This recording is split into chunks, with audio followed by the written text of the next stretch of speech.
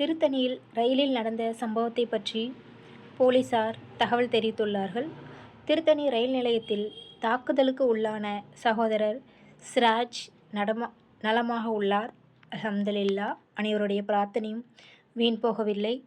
அவர் குறித்து தவறான தகவல்களை பரப்ப வேண்டாம் என்று போலீஸ் தரப்பில் கூறப்பட்டுள்ளது.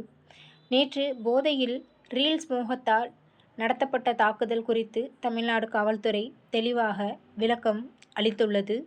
சம்பந்தப்பட்ட தாக்குதல் வீடியோவை யாரும் பரப்ப வேண்டாம். இதே தவறான முன் உதாரணமாக அமைந்துவிடும். காவல்துறை இந்த விஷயத்தில் கடுமையான நடவடிக்கை மேற்கொள்ளப்படும் என்பதை தெரிவித்திருப்பதால் இந்த சம்பவத்தில் சகோதரர்கள் அவசரப்பட்டு கருத்துக்களை சமூக வலைதளத்தில் பதிவுகளையும் போட வேண்டாம் என்று காவல்துறை நமக்கு அறிவித்து உள்ளது.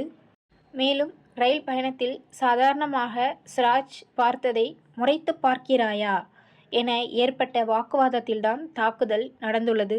வட மாநிலத்தை சேர்ந்தவர் என்பதற்காக அவர்கள் தாக்கப்படவில்லை.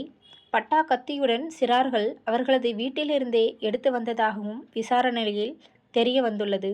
அவர்கள் போதைப்பொருள் பயன்படுத்தியது தொடர்பாக எந்தவித ஆதாரமும் சிக்கவில்லை.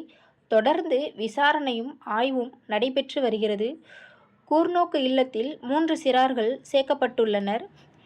சிறார் நீதிக்குழுவின் அறிவிப்பின்படி ஒருவரை மட்டும் பெற்றோரிடம் எழுதி வாங்கிவிட்டு அனுப்பி வைத்துள்ளோம் என்று ஐஜி அஸ்ரா கர்க் விளக்கம் அளித்துள்ளார்கள். இதை பற்றி சமூக வலைதளத்தில் எந்த ஒரு தவறான விஷயங்களையும் பரப்ப வேண்டாம் என்றும் அவர் மேற்கொண்டு கூறியுள்ளார்.